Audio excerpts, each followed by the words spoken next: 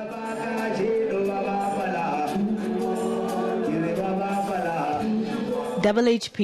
iconic musician. Bongani Mayosi, University of Cape Town Head of Medicine. Kensani Masego, Rhodes University student and rape activist. These are just some recent high-profile South Africans who have taken their own lives in recent months. More worrying is the increasing number of young people who are committing suicide. 1 in 10 teenage deaths in South Africa every year are reportedly the result of suicide. Up to 20% of high school learners have tried to take their own lives.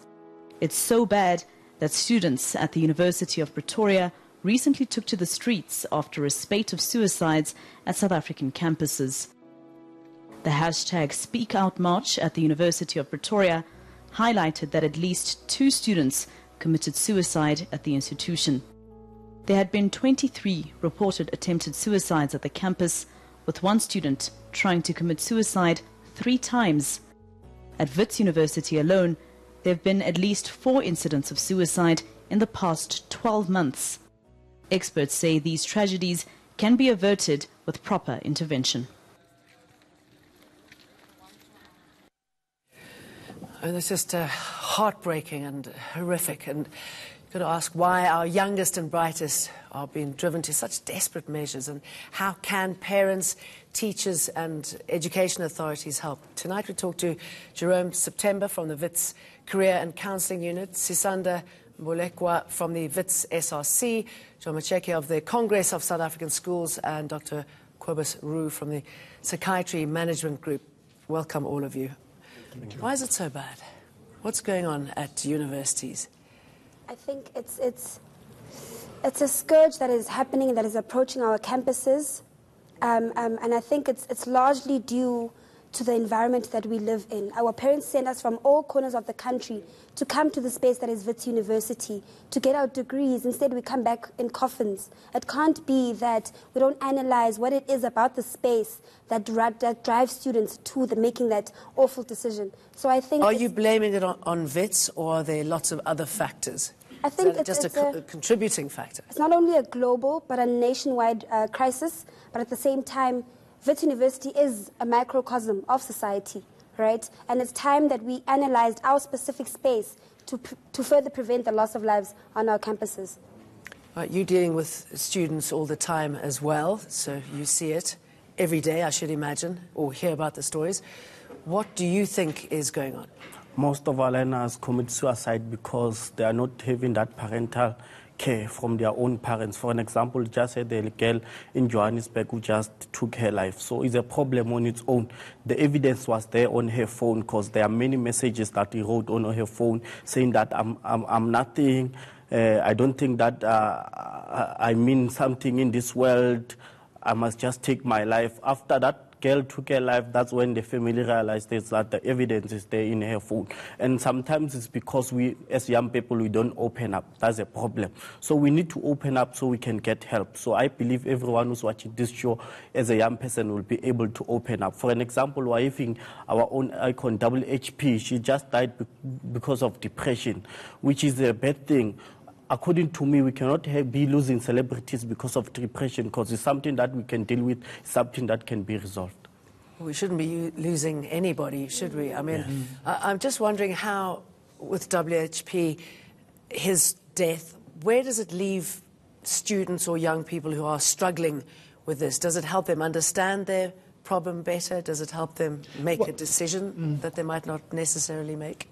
Well, I think his death having been so public, and his public declarance also of his depression has certainly again put the issue into the spotlight.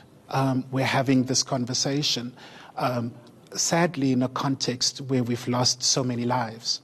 And part of the prevention has to be that we create a culture within which it is okay to speak out. It is okay to say that I'm struggling. It is not seen as a weakness, but instead as a strength. And we then need to work with people around how we are then able to assist them and to support them. And what are you seeing happening at the moment? Why do you think this is so rife? Yeah, so I think the tragic thing about suicide is that we all think it could have been prevented. Mm-hmm.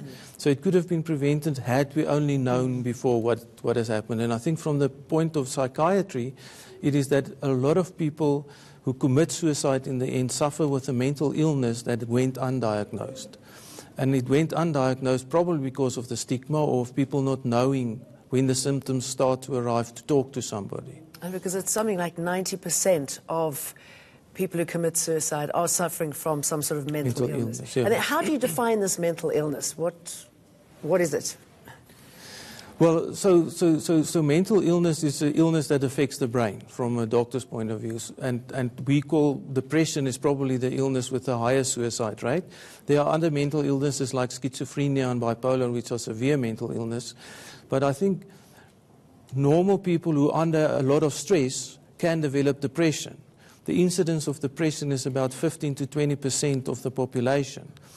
So if someone are under a lot of stress and they start to have the symptoms of the illness, which could be a depressed mood, and usually those symptoms last for 10 days or longer on end, that you feel depressed most of the time of the day, most of the day for 10 days on end, then you have to start talking to someone about that feelings that you have. We've got this graphic here just to remind ourselves of how bad it is. You know, the fact that 1 in 10 teenage deaths, that's 9% of teenage deaths, is linked to suicide. A cohort of grade 8 to grade 11 learners from all of the South felt so sad or hopeless that they couldn't engage in their usual daily activities for 2 weeks or more.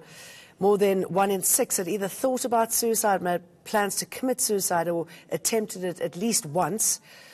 Suicide is the second leading cause of death in 15 to 29-year-olds worldwide.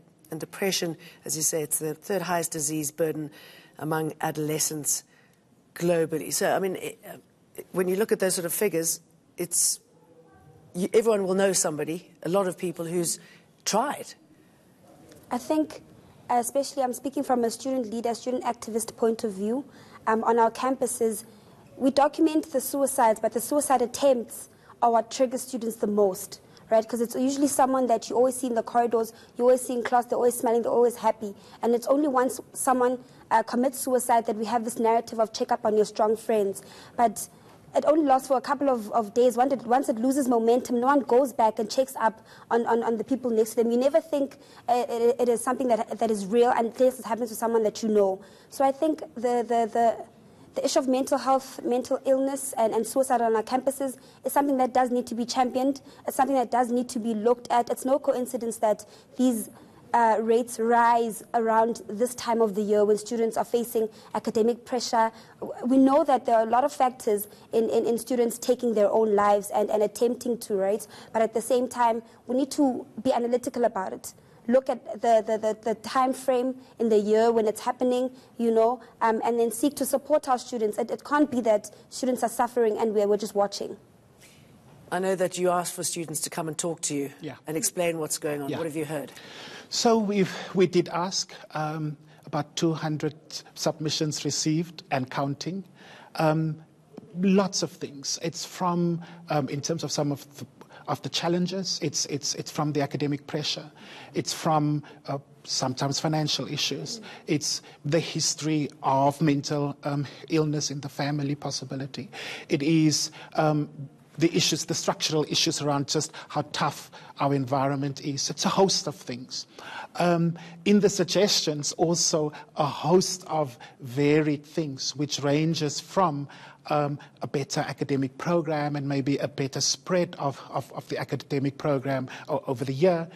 It ranges to improvement of our counseling services.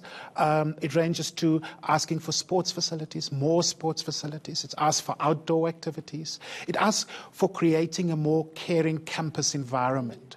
And so we have to now grapple with all of these inputs and see where does that leave us and how do we move forward. And what you can actually... And what can we do? Give them. We've got a caller, Tulile from Pretoria.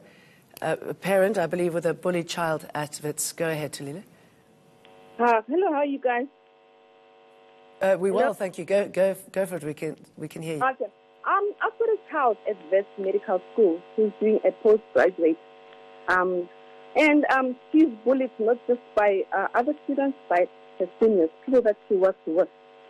At some point, she was called, actually this matter I find it to be like racially, it's a racial matter.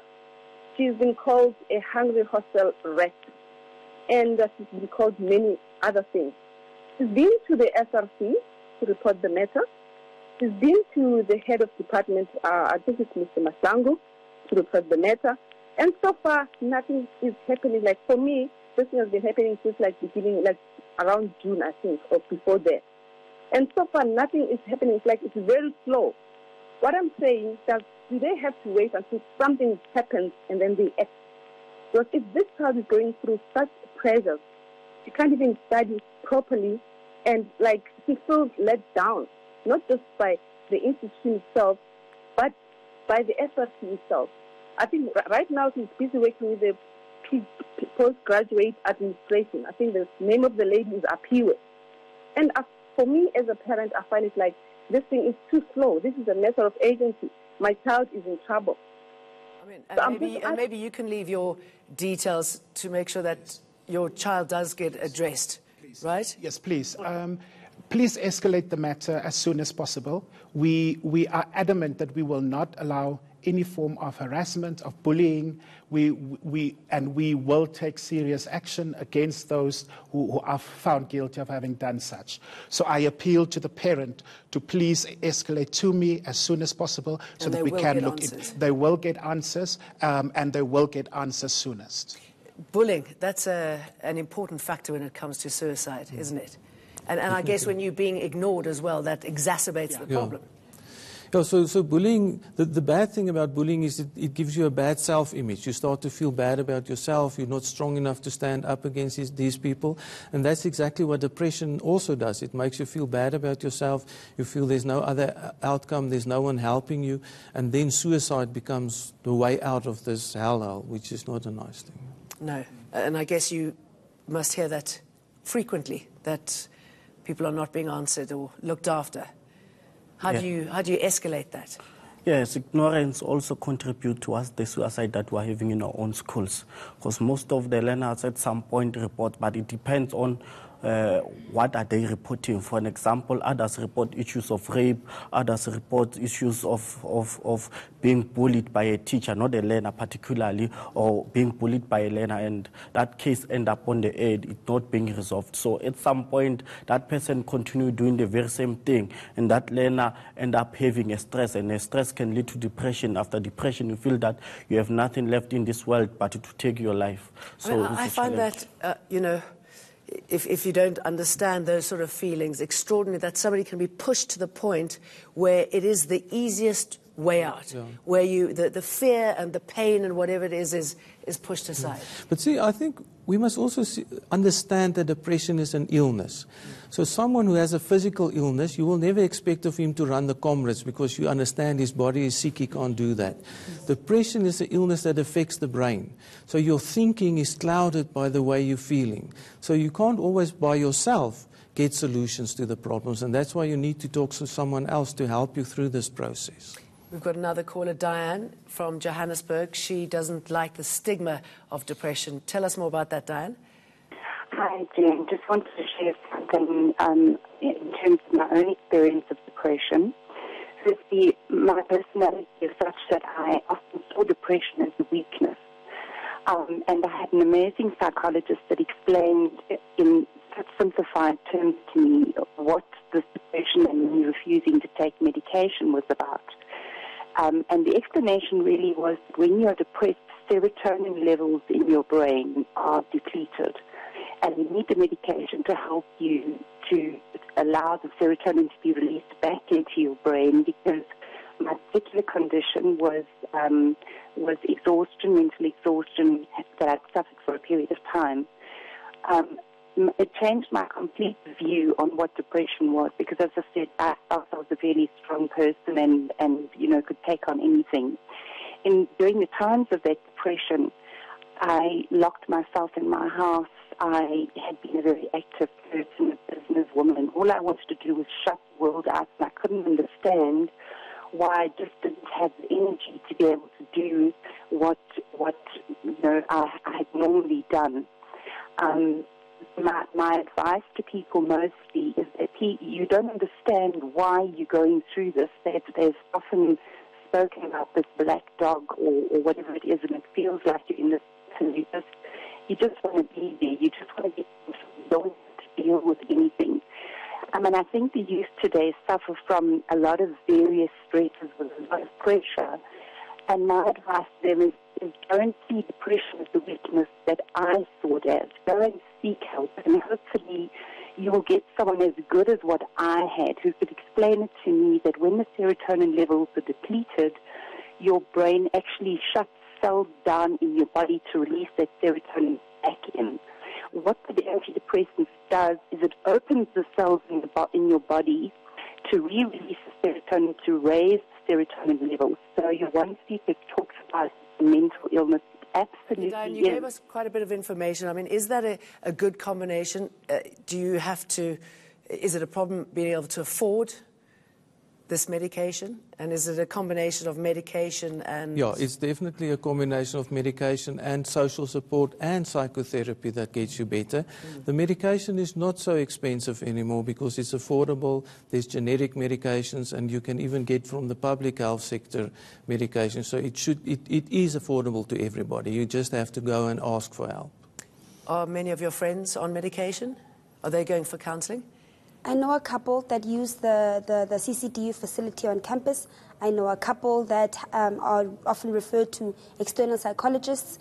But there is still this issue with the stigma on our campuses. You know, we're sent to Johannesburg where it's a cutthroat environment where it either makes you or breaks you. It's a really competitive space. And we're here to make something of ourselves so we can go back and provide for our families. So I think that pressure also adds to depression as well. And you don't want to be seen as a weakling amongst your peers, so which is why people don't often reach out for help. Should there be an introductory course to universities, to these areas of higher learning?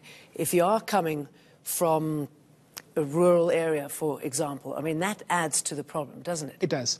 And we do have. So we have what we call a first-year experience program, which seeks to assist with the transition from high school, from another city, into Wits, into Johannesburg. What we do need to do, however, is to review that, is to strengthen that, and to make sure that we put into those programs also components around emotional intelligence, around coping skills, around resilience, around understanding how the institution works to help make that transition a lot easier. In addition to that, we do need to also improve around the sorts of residence development programs that we have and how we look after day students, for example, so that one creates that empowering environment, but so that you also create communities of people where students are able to feel part of a bigger setup. We got a caller from Durban, Leander, saying there's a huge academic pressure on students. We've been touching on that, obviously, but push us on there, Leander. Hello, Jane. Good evening to your panel. Yeah, my comment was really to just encourage organizations like SA Depression to really take their call to the basic education level, because I think there is a huge disconnect between what is required at the basic level and what is required at the higher level. First of all, at the basic level, you have kids who are under the supervision of their parents, studying, having lower requirements than what will be required when they reach the higher level, when they are on their own. So there's a higher demand for performance and excellence when you're on your own, when you reach the higher level. Whereas there's too little required of you as a child or a student when you're still with your parents, under the supervision of your parents. So I think that contributes to some of the pressures that they experience. I'm just only focusing on the issue of the academic pressure that I'm not obviously not addressing every other aspect of what causes their depression and ultimately the suicide. But if maybe it could be approached on that level. Sure. John, I mean, it's that leap, isn't it? It's the big unknown. Yes, we're having a serious problem. Right now, learners who are already starting with their own examination, who are already writing. You start having a pressure before you even write your examination. For an example, you don't get a support from your own home. They are saying you'll never pass because you have been doing some other things during the year. So those are some of the problems that we are going to face now after learners finish writing examination. Others is because Daily Sun will publish your results saying that you have passed with a B, and the other one say you have passed with the A. It causes confusion. Others will just make a mistake and omit you on the newspaper. Then you feel like you have never passed. You're afraid to go out. You're afraid to face the world out there, face other learners. You end up taking your life. So those are challenges that learners are going to face now after writing examination. I think we must be able to prevent these things of suicide happening. Now, we must come up with a program as we've been. I mean, there's a call to delay exams. Do you think that would help, or would that just delay the problem? So we had called to, as the incoming WITS SRC, our term officially starts today. We had called to our Dean of Students and management at large to postpone exams by a week so we could get in the necessary mental health professionals to do residential visits on and off campus to sort of tell students about this issue and to let them know that there are other avenues to explore other than taking their own lives. Our request was denied.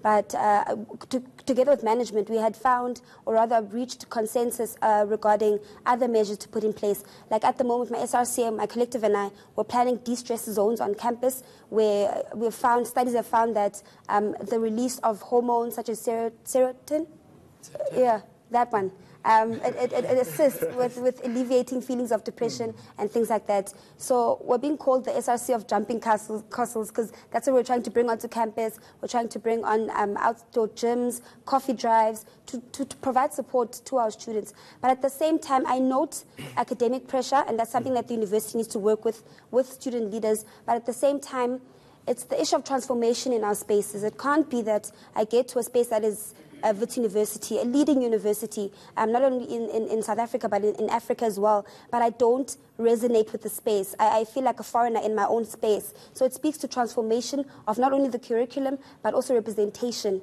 Right? And listening to the students. I know this sounds a bit gruesome, but just to help me understand, I mean, is there a particular way that students like to take their lives? Is it something that they will do because others have done it and they've seen it successful? How does that chain effect work? Well, some of what we are told is that when a student commits suicide, in our case, at least the last 3 had all been by jumping from a building.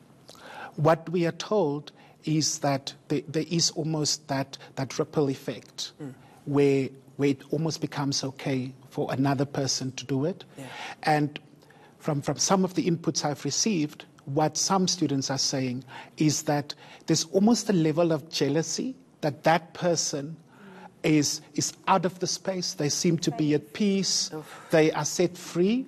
And so there's a level of jealousy that I also want that. I want this pressure to be gone. I want this problem to be gone. And maybe that's the way out. And it's just awful, isn't it? I mean, we're losing some of our best brains, the future of South Africa. But I think this is what our caller said, and this is what you also alluded to, the jump is too big. So the focus of our attention should be in high school. We should put more money in preparing people in high school to be ready for when they go out of high school and not get all that pressure in the university. All right. Give us a sense of what we should look out for as parents, friends, students. What are the signs? Okay, so basically the signs of depression is on 3 levels. The first is your mood. So the mood is, for most of the days, most of the time of the day, a depressed mood, or what we call anhedonia. It means you don't have fun anymore, you don't enjoy things that you used to enjoy.